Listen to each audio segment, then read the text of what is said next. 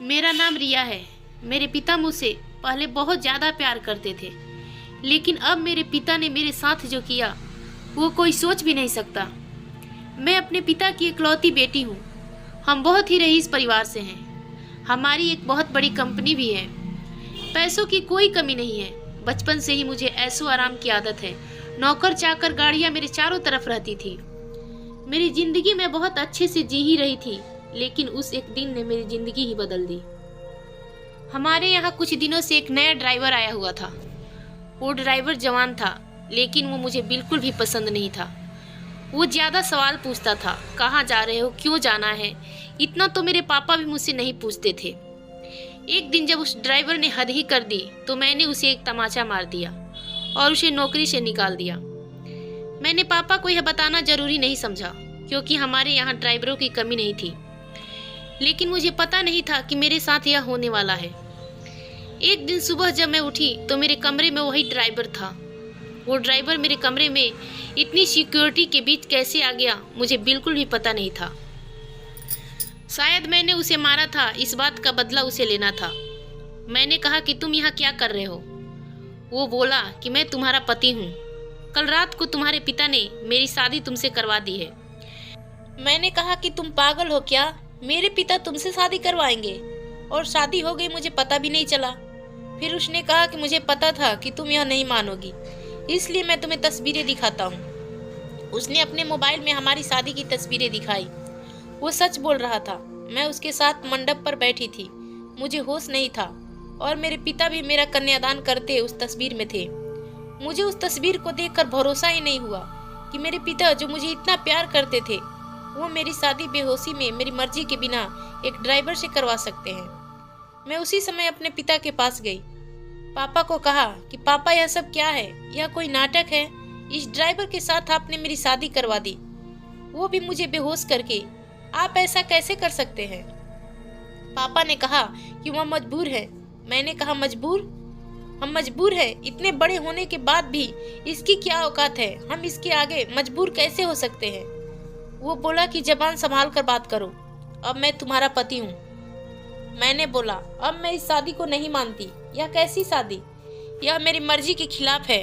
वो बोला कि मर्जी तुम्हारे बाप की थी, जो इस तस्वीर में साफ दिखाई दे रही है। वो बोला चलो अब मेरे साथ। मैंने कहा कहाँ चलो, यह मेरा घर है। वो बोला नहीं, तुम मेरी पत्नी हो और अब तुम मेरे साथ रहोगी। अगर नहीं मानी तो यह तस्वीर मीडिया में वायरल हो जाएगी। मेरे पिता चुपचाप खड़े होकर यह तमाशा देख रहे थे। उसने मेरा हाथ जोर से पकड़ा और खींच कर ले जाने लगा। इतनी सारी सिक्योरिटी, लेकिन कोई उसे नहीं रोक रहा था। मेरे पिता भी जैसे भूत बन गए थे।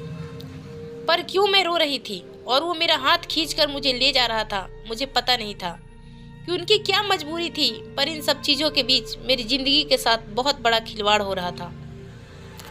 वो मुझे अपने घर ले गया। घर नहीं कहो तो वो एक पिंजरा था, एक छोटा सा कमरा। बाथरूम के लिए भी कमरे के बाहर जाना पड़ता था। उसने मुझे कहा कि अब यही मेरा घर है, यहीं पर रहना है और खाना है। पास में भी बहुत सारे कमरे थे, उनमें भी लोग रह रहे थे। मैं ऐसी जगह आ जाऊंगी मुझे बिल्कुल भी पता नहीं था। उसने कमरे में खाने का सामान रखा और कहा कि भूख लगी है, खाना बनाओ। एक थप्पड़ का बदला वो इस तरह से लेगा, मुझे पता नहीं था। मैंने कहा मुझे खाना बनाना नहीं आता। वो बोला ठीक है, मैं कहीं खा लूँगा, तुम भी भूखी मरो। वो इतना कहकर चला गया। मैंने सोचा था कि मैं भाग जाऊंगी, लेकिन फिर सोचा कहाँ जाऊंगी, मेरे घर जा नहीं सकती। मैं वहीं बैठी रोती रही। धीरे धीरे शाम हो गई थी। मुझे बहुत भूख लग रही थी। ऐसी भूख मैंने अपनी ज़िंदगी में कभी महसूस नहीं किया था। मैं मेरे कमरे की चौखट पर बैठकर रो रही थी। पास के कमरे से एक औरत ने मुझे रोते देखा और कहा क्या हुआ। मैंने कहा भूख लगी है।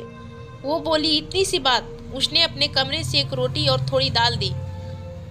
उस खाने को मैंने खाया। मैंने हर तरह के पकवान खाए थे, लेकिन वो रोटी और दाल खाकर मुझे जो अनुभव हुआ, लगा जैसे मैंने भगवान को पा लिया हो। फिर रात हो गई थी। वो वापस आया। आते ही उसने कमरे का दरवाज़ा लगा लिया। मुझे डर था कि वो कहीं मेरे साथ जबरदस्ती ना करे, लेकिन वो चुपचाप एक कोने में सो गया। इतने बड़े महल से एक कमरे में, वो भी एक अजनबी के साथ। मैंने सोचा था कि अब मैं यह सब बर्दाश्त नहीं करूँगी। मैं उस रात सोई नहीं और सुबह उसके उठने के पहले मैं कमरे से भाग निकली। फिर मैं अपने एक दोस्त के यहाँ गई, लेकिन जब मैं उसके घर पहुंची तो उसने मुझे दरवाजे से अंदर नहीं आने दिया। बोला कि तुम्हारे पापा का फ़ोन आया था कि अगर किसी ने तुम्हारी मदद की तो अंजाम अच्छा नहीं होगा। उसने मेरे मुंह पर ही दरवाज़ा बंद कर लिया।